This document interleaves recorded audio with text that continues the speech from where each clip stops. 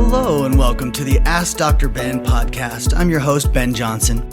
As a holistic-minded physician, I've spent the last 20 years looking outside the box and conducting research to find the true causes of skin conditions and other diseases. And while the focus of my work has been on aesthetic medicine and unlocking the secrets to reversing skin damage, this podcast will also include many other exciting revelations pertaining to you and your family's health and well-being. So let's get started. Hello, and welcome back to another podcast. I'm your host, AskDrBen Johnson, and so excited to be finishing up on a list that is a must-know list for all of you who are looking to stay beautiful and continue to help your skin thrive from the inside and out. And it really involves not making some poor decisions. So in the first part of this two-part series, we were discussing things that you absolutely should not do. And we were picking sometimes things that seemed somewhat benign, right? Not too bad. Like, how could a scrub be so bad? But part of the reason it makes the list is because it's so common and it's so commonly misunderstood. So we're going to jump right in with the top 5 now. We're up to number 5 on the list. Just to recap, last week we talked about number 10, steroids. Number 9, scrubs and exfoliating activities. Number 8, retinols, plain retinols like retinol, cis-retinol, trans-retinol, retinol palmitate, retinol acetate, and retinoic acid, all being bad. We talked about number 7, alpha hydroxy acids and Gesner peels, and this concept of burning the skin once a month as somehow being rejuvenating. We talked about number 6, jumping into the big boy peels with TCA and phenol and why that can get increasingly dangerous. And so as we get to this number 5 list, again, I am highlighting the things that I've learned having owned 8 clinics in my early days as a physician, having formulated now 2 skincare companies and knowing all the ingredients and strategies that are going there. And it's just spending so much time with many of you getting to understand how the skin works, what we need to do to get it right. And I can tell you, Mike, we are just knocking it out of the park with our results right now. So excited that you're following along because I know you're going to be loving the results as well. But in order to get great results, you have to avoid the big nasties. The big nasties are in this top 5 list. So at number 5, drum roll, IPLs. So I know IPL very well. I had 15 IPL machines, and sometimes people will call them lasers. It's not quite accurate, right? Because lasers actually defining a specific wavelength, and IPLs put out a range of wavelengths.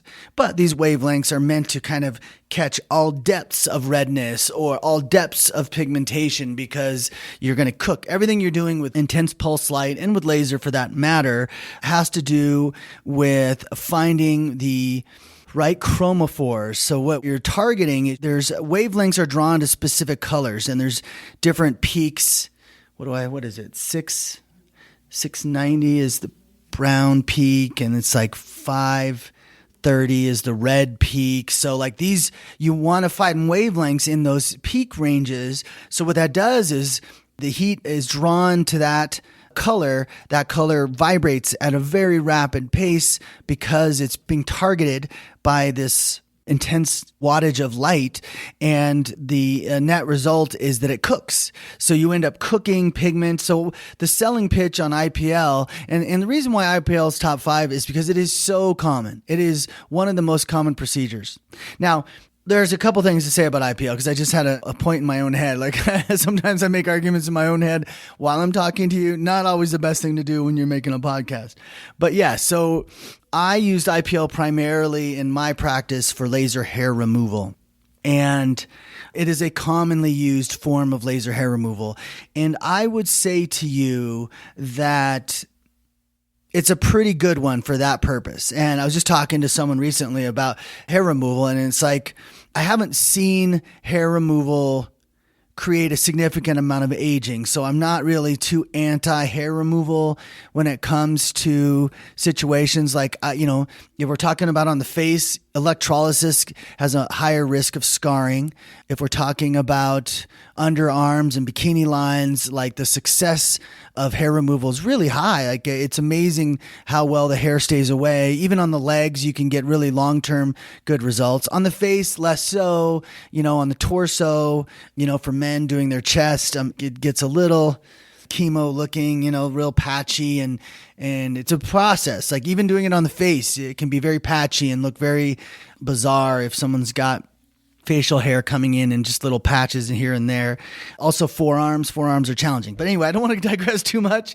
I got to get through this list, but I just wanted to say IPL for hair removal, I'm not really including in this. I'm talking about IPL facials. And the reason why I don't like IPL facials is because they do target red and they do target brown. And while the brown can be fine, in other words, if I have a collection of brown pigment in my epidermis, which is where it collects almost exclusively. So if I have this collection of brown in my epidermis and I cook it with an IPL, it's going to sort of rip it away from its structural, where it's being held within the epidermis, and allow it to sort of peel up and out the skin. So you get this nice even skin tone post IPL. I get why that is appealing to people.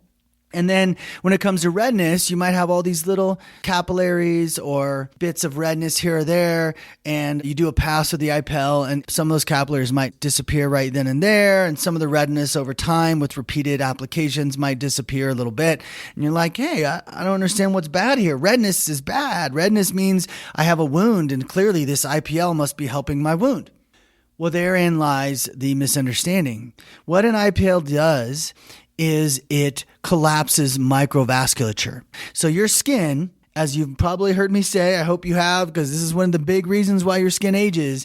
Your skin ages because it loses circulation. Your skin declines in its performance, and its collagen manufacturing, and its epidermal turnover rate, and its wound repair capacity. And it's just general ability to nourish itself and keep itself going at a high rate. All of that declines because your circulation declines. And that's about 1% a year, starting, let's say, at 25. So I often point out, like at 50 years old, you have 25% less circulation going through your skin. So if I go in for regular visits to shut down my blood vessels, I'm aging my skin. I don't like it. I think it's a bad practice. I don't think it's something that people should be doing regularly. I mean, I think if you do one IPL, don't fret about it. I'm not here to shame people or make them feel guilty. Or it's also about where do you invest your anti-aging dollars. And the funny thing about IPL is I remember when it shifted from hair removal to rejuvenation, first came out with all the claims in the world. Oh, stimulates collagen. It thickens the dermis. And boy, those disappeared fast. They disappeared very fast, and they no longer made any claims about collagen. I don't think it would make more collagen because of the blood vessel issue, but it's possible that if you cooked the epidermis enough and it shed, you might trigger some increased collagen activity by measurement. But again, it's a confusing measurement because it's what you're measuring is that first 48, 72 hours after you burn the bejesus out of your skin. Yes, you're going to see increased collagen production. This is why the studies are so confusing. This is why they can sit in front of a room of 100 dermatologists and throw the slides up and they all nod their head like, more collagen, good. But in reality, it's about net collagen. It's about, well, where are you stealing the collagen from to increase the collagen to the epidermis? And why the heck would I want more epidermal collagen when that stuff's going to shed off? I'm doing so good. I wanted to drop a couple of swear words in there, and I actually held off and used the right appropriate words. I'm so proud of myself right now. Okay. So that's why I don't like IPL. I don't like how often they do it. I don't like they sell it like it's a rejuvenation process. Like I get the even skin tone part. I get it.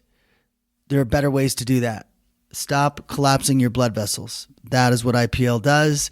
Now, last thing I'll say on that is, yes, your skin does replace a lot of them. Like when you start shutting things down, your skin is going to do its best to recover.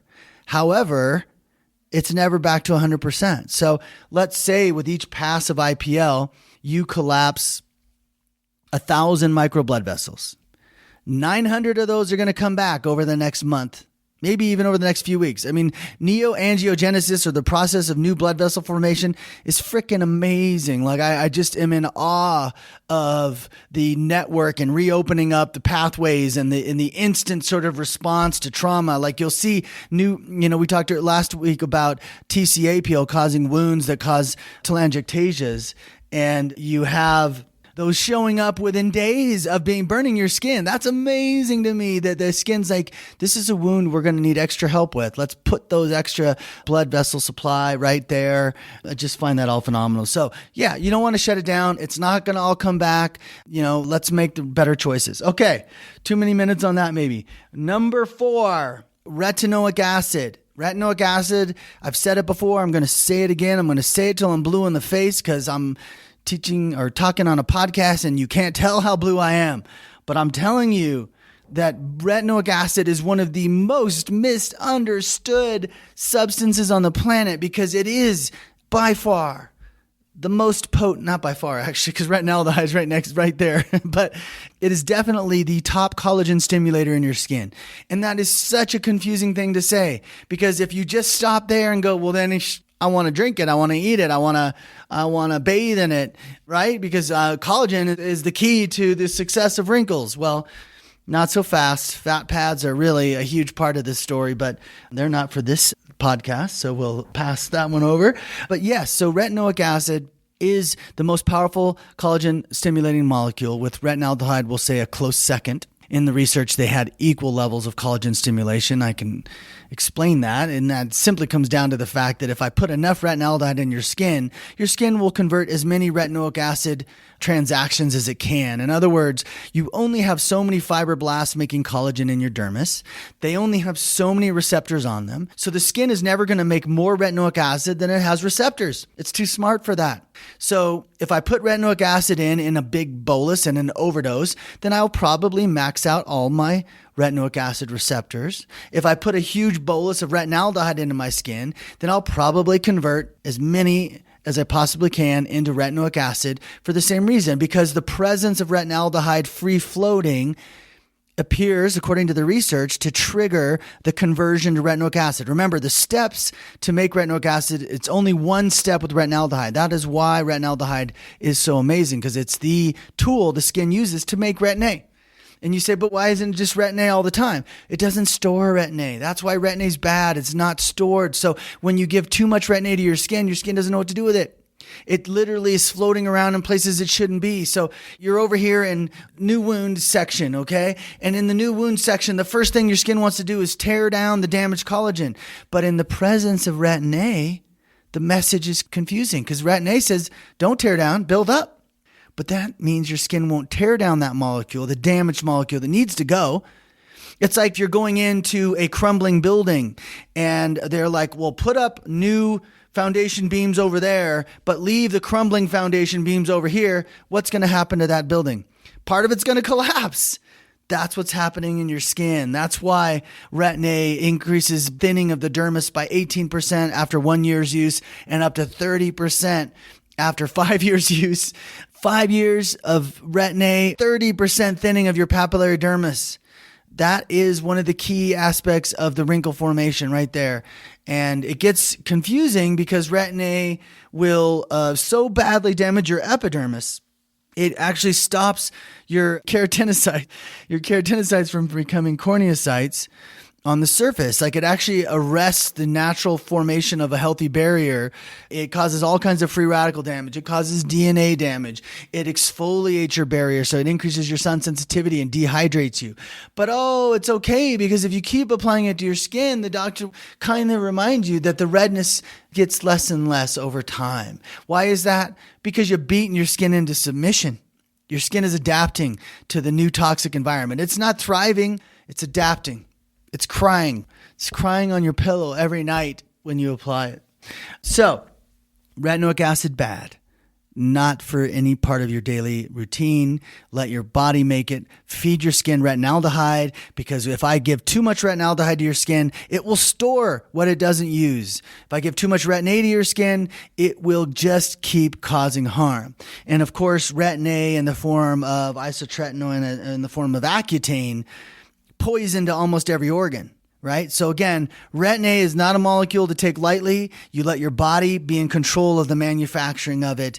You encourage as much as you can. And the only safe way to do that is retinaldehyde. There you have it. Okay, number three. Number 3 on the list, filler.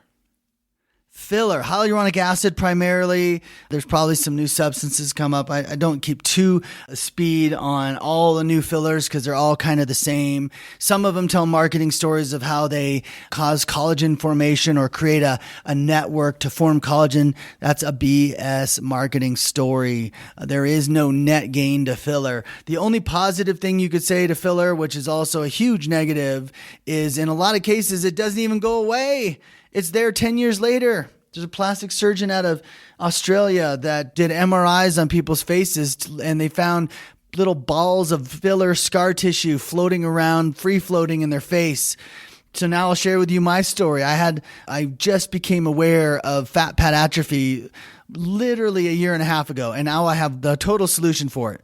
Our recovery is unbelievable. Like the before and afters are going to start coming out. You guys are just going to be just amazed. If you're not already seeing in your face right now because you're on it, recovery replaces your fat pads in your face that are lost, that atrophy over time. It's so incredible. But people are using filler as the alternative. So before I realized I could make a product that fixes fat pads, before I even realized that fat pads were part of what I was seeing on my face, that I didn't like, I was like, what's happening with my skin? Because I knew my collagen layers were good. It was still, my wrinkles were still there, and I still have some wrinkles. I'm not saying I've completely eradicated wrinkles at age 53, but what I'm saying is I can make a huge reversal of what had been lost through fat pad and through collagen rebuilding through the osmosis strategy. But what filler has done is it's ruined America. And I really believe this. Like, I'm looking around, and I mean, every face I know, I will look at a newscaster and watch the progression. Like, you should look at the before and afters of some of your favorite newscasters, and you'll see the progression where they have this lovely structure, defined cheekbones and facial, I don't even know. They're like the undulations of the natural beauty of each person's individualized face. Like they're there for a reason. They're so appreciated. When we talk about what people find beautiful, that is one of the most beautiful aspects of the face is each person's unique bone structure and how, the cheekbones roll into the cheeks and how the nose shapes roll up into that cheekbone and the jawline and all that. Okay, so what happens with a filler is it just becomes one big uniform blob. One big blob of bleh. Like smooth. Okay, everyone gets all excited. Oh, I added an inch to my face. So now I have to make sure to extend my arms as I'm pushing open a door because I don't want my cheeks to hit the door before my hands do. It's bad, people. I'm telling you, it's bad. Like, people have lost their minds. The same thing happened with breast augmentation. When breast augmentation started to become big, especially in the celebrity community, all these young girls were like, I want to look like her. And her was unfortunately a woman with a body fat of 10% who had a couple of sacs stuck on her chest cavity, and it completely looked fake. And yes, I'm sorry if you still are attached to this look. I just personally prefer a more natural look. But the plastic surgeons would tell you, everyone came in saying, I want that bag on the chest look. Well, that's what's happening with filler. Everybody is filling their face up because they're like, God help us if we have a wrinkle, but who needs, I don't know, real beauty anymore? Like, I'm telling you, people don't look the same, and it's lumpy in reality. Like, there's a ton of photo editing happening that people don't realize. And so my personal story was, I tried it. I didn't do a whole lot. I did it in my eye region, and I still today in my left eye have this ball of filler crap that circulates around. And so some mornings I wake up and my left eye is swollen. Why? Because that ball of filler tissue has nestled its way right above my orbital rim. And I literally have to shove it in and underneath my eye socket. And then, of course, there's a bit of inflammation with it. Because, by the way, this stuff is not natural. Your body doesn't look at it as natural. That's why it becomes a ball, is your body's literally isolating it off. And that's why these people who do filler, the only way to really do filler movie star style is to invest thousands of dollars a month to continually keep layering it in to try to hide the fact that it becomes super uneven and ball-like and lumpy and frustrating and manipulatable. And, maybe my filler artist wasn't as artistic as the Hollywood elite's pros. That's possible. But I look at the Hollywood elite and all I can tell you is occasionally they nail it, right? Occasionally somebody has the perfect amount of filler and you're like, wow, they definitely look better. But 9 times out of 10, they just look like a big blah face. Like there's no more definition. There's no more uniqueness. Everyone looks the frickin' same. Everybody has these big rounded cheeks starting like inside the eye, going all the way across. Like it just, no, people. So is it a strategy I'm telling you is harmful and was progressing your aging? No. You're going to start chasing this and you're going to end up finding that one of the classic examples is people fill their lips up and they're like, oh, I fill up my lip. First of all, it looks usually like duck lip and almost never looks good. And then it migrates towards the nose. And so they have to fill their lip up again. And then that migrates towards the nose. And the next thing you know, they have this big fat upper lip of filler that they have to get injected with hyaluronidase, the thing that breaks filler down. It's nuts. Okay. It's nuts. I'm telling you, filler is not precise. It migrates. It's a scar tissue-like substance, and it can take a decade to go away. Like it can take forever for your body to break it down. And you don't want to be using hyaluronidase because your skin does have hyaluronic acid in it. It is an important part. The glycosaminoglycan family is an important part of the volume density of your dermis. You don't want to be injecting a bunch of enzymes that break that down. You could thin your skin by doing that. I don't even know what the studies say on that. If there are any studies of, when you use hyaluronidase, they're more likely to see dermal atrophy in that region. That would scare me, and I would think it's a possibility. So, filler. Try not to do it. Trust me when I say osmosis recovery, refill your fat pads in a targeted way, only the stuff that's lost. Keep your natural beauty. No, it doesn't make your face fat. No, it doesn't add to the subcutaneous fat so you look like you gained 10 pounds. It literally adds to the structural fat that is what you lose as you age, and only that. And it's amazing. And I just encourage you to stay away from fillers. There's so many people who regret fillers. There's so many people who are like, oh, that's the only thing that makes my wrinkles look better. Well, that's because they are using lasers and traumatic peels to keep their skin young. And I promise you, this holistic medical strategy, such an amazing way to do age reversal. Okay, that's filler. Try to stay away.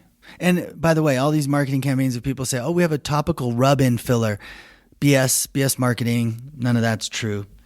All right, we're on our way to number two. Number two, one of my favorite things to hate. I've been hating it for a decade.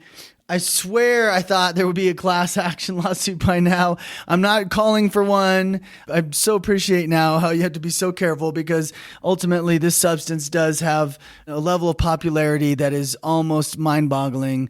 And that is Botox, botulinum toxin. When I say Botox, I'm referring to botulinum toxin. I'm not trying to represent a particular brand. I'm not calling out a particular company. I'm talking about the poison itself and why you would not want to poison your face if you can help it. Now, as a physician, back in my days when I was doing PM&R residency, I would inject the muscles of cerebral palsy children who had spasms, and it helped them to hold things better if it was in their hands, or it might help them to walk better if you could take away, the muscle activation that was firing and keeping them from, having reasonable gait, essentially. So it's amazing uses for Botox. It's still going to likely get into the bloodstream. It's still likely to get into the lymphatics, and it's still going to find its way to some nerves somewhere.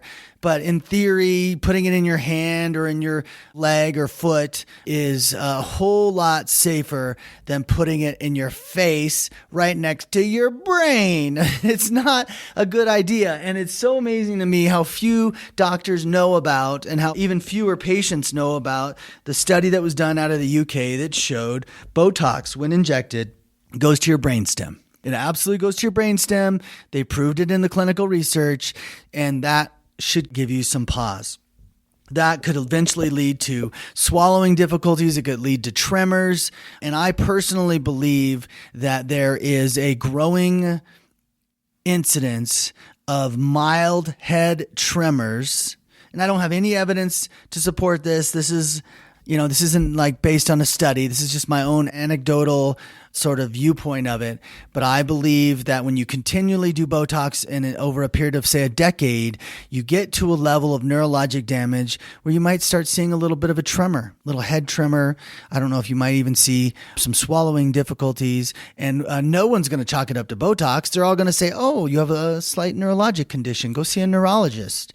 But I want you thinking about it because I want you thinking about why you shouldn't do it. Because the other epidemic that's happening right now, and it's mind-bogglingly crazy, is the prevention of wrinkle Botox usage. What?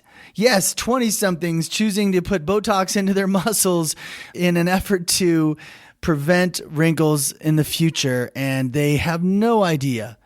No one's telling them. They didn't get to my podcast yet. Hello, young people, if you're here today, please stop doing Botox, because what Botox actually does is it causes muscle atrophy. And one of the main problems with the aging face is atrophy. Volume loss is why your face sags and your nasolabial folds increase and you look more gaunt and your lip lines magnify and your jowls enlarge and your forehead collapses over your eyes. All of those things are exacerbated by the use of Botox because the volume of your facial muscle is a huge part of the volume of your face. In other words, your skin is a covering, a layering over a bunch of different things that give it volume.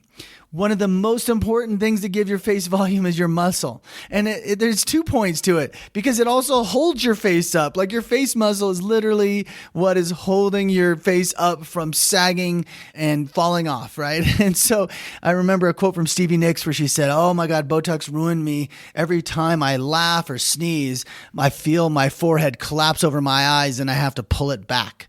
I don't know how much she was exaggerating. I haven't seen her lately, but it wouldn't surprise me because when you weaken the muscles over and over again, they die. Botox is a killer of muscle. It's not a temporary weakener of muscle. It's a killer of muscle. And the wrinkle between your eyes and the wrinkle on your forehead is 80% caused by fat pads. The muscles aren't overreacting. Yes, it's true that the more, if you're somebody who's a frowner and the more your muscles pull your brows together, you could see a deeper divot in between them.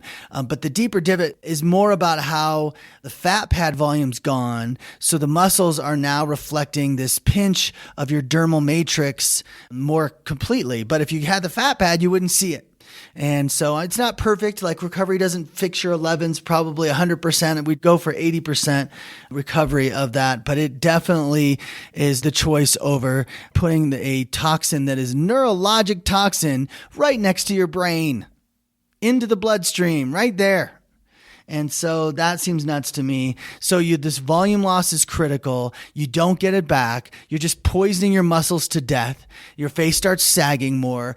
Your wrinkles become more pronounced, and all you can think is, oh, I guess I need to do Botox in more parts of my face. And that is the mistake you make. So the last thing I'm going to say on that is that, and it's ridiculously expensive. What a waste of dollars to do that. Okay, final piece as I wrap this things up. Here we go. Number 1 problem. Lasers, they're so common. Everyone is convinced that lasers create collagen. They think of the heat like a tightening, like I take a wet t-shirt, a wet and cotton shirt, and I throw it in the dryer and that heat gets it all tight, or my jeans get tight from that heat. And yes, your skin gets tight, but it gets cut tight from the wounding of it. So really what the problem is that you wounded the skin in such a significant way. There's fluid as it's doing its emergency burn response. And yeah, you burned a bunch of good collagen. And I guess the idea, I think people have become convinced that their face is full of a bunch of damaged collagen, even though your whole skin is designed to replace damaged collagen 24/7. Somehow we've come to this conclusion that we just have a whole bunch of damaged collagen and all we need to do is burn it all away and then new collagen comes in. Or they focus on this idea that when I burn the skin and I measure collagen production, I see an increase. And if it's 25 or 30% increase in collagen, oh my gosh, it must be rejuvenating. No. These lasers are super dangerous. And you get into this Fraxel stuff where now you're doing these isolated burn holes that can cause orange peeling, which is like this dimpling of the skin that's permanent. Or you're burning the laser deep enough because it's a CO2 form of laser. And sometimes these high intensity ultrasound lasers where they burn so deeply, they're burning subcutaneous fat. And so you get this uneven lumpiness of your face permanently. Or you burn your collagen so severely that you literally age your skin permanently. You do 5 years of aging in one application, maybe even worse in some people. And then there's the people who don't really have great immune systems, and so they're not healing like they should heal. And then they get these retraction scars I get the emails. I'm talking to people whose lives are seemingly destroyed by it. And I try to encourage, I think we make progress in making recovery on their wounds. But yes, it is the most common procedure being done today. It is only burning the skin. It is going to most likely leave hypopigmentation, hyperpigmentation behind. It is most likely going to leave atrophy of your dermis behind. Yes, occasionally I've seen some pretty cool results where you burned the bejesus of the skin so badly that it kind of scarred over and it was almost like a tightening of acne scarring. You know what I mean? Like the scarring on top of the acne scarring made the acne scarring look better, or the scarring somehow pulled the skin a little more taut. But there's a reason why CO2 lasers have gone out of favor, because they are mostly a big disaster. Most people I talk to, and of course I'm going to draw in these people, but most people I talk to regret their laser procedure. They spent thousands of dollars and all they did was make themselves older.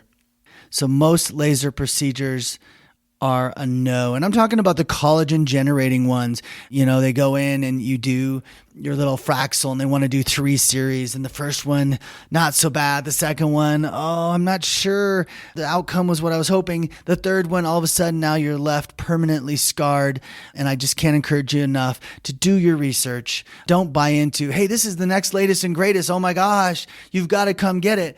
And where the greed comes in is these poor doctors are duped into believing that these lasers are rejuvenating. They invest a lot of money in the lasers. The lasers have a short lifespan because the next coolest rejuvenating laser that they have to have in their clinic to be up to date is 3 years away. So they got 3 years to get enough revenues out of this machine to pay for it. And they overcharge, they're overusing them, and the results are just not good. So I'm going to close out on that. That is my top 10. Number 10, steroids. Number 9, scrubs. Number 8, retinols. Number 7, alpha hydroxy acid and Jesner peels and alpha hydroxy acid daily use. Number 6, TCA and phenol peels. Number 5, IPLs. Number 4, retinoic acid. Number 3, fillers. Number 2, Botox. And number 1, lasers. So if you can do your best to stay away from these procedures when you're trying to make yourself young and beautiful and get true age reversal, trust me when I say you will make way more progress with a holistic medical strategy. So I hope you take that to heart. As usual, you can write me at DrBen at osmosisbeauty.com with any questions you may have about your beauty routine, about your health, about how we can get you looking and feeling amazing as you go into those, whatever decade, really. I'm helping, whatever decade needs my help, whatever person reaches out, I know they're following their inner voice. That's why I think our success rate is so high. But also, check me out on Insta Lives. Go by the website at osmosisbeauty.com and try the skin quiz and see what that gets you. We do this really innovative inside out approach, and the changes we're making to reverse aging are phenomenal, and I want you to participate in that with me because it's been a fun journey. Hope you enjoyed it. We'll talk next week.